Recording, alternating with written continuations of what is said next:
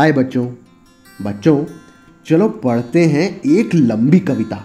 इस कविता का नाम है नाना नानी और ये कविता लिखी है घनश्याम तिवारी ने और इसके चित्रांकन किए हैं धनंजय ने। तो चलिए पढ़ते हैं नाना नानी। नाना जी नानी से बोले, अगर कहीं पा जाऊं घोड़ा, तुमसे हो जाऊं मैं ऊंचा थोड़ा।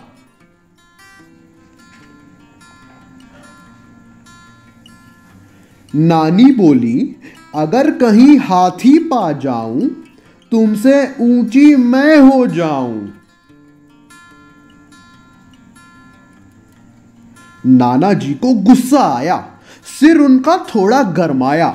यदि ऊंट पर चढ़ जाऊं मैं, सबसे ऊंचा हो जाऊं मैं।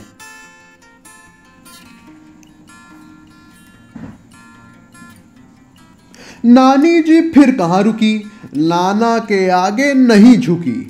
नानी घर पर चढ़कर बोली, सबसे ऊंची मेरी डोली।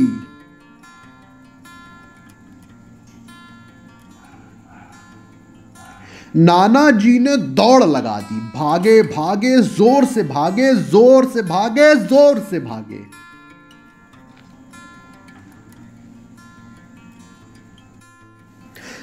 चढ़ पहाड़ पर वे चिल्लाए, मैंने ऊंचा आसन पाया, सबसे ऊंचा आसन पाया।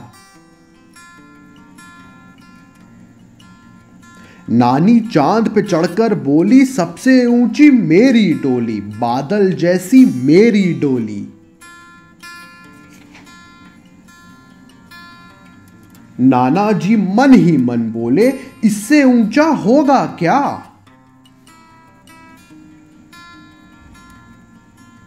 नाना जी सूरज तक दौड़े, गरम लगा चिल्लाकर बोले, जल गया आ।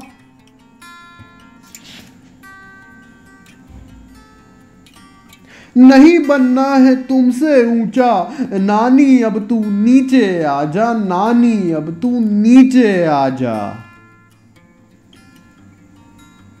तो ये थी एक लंबी कविता नाना नानी।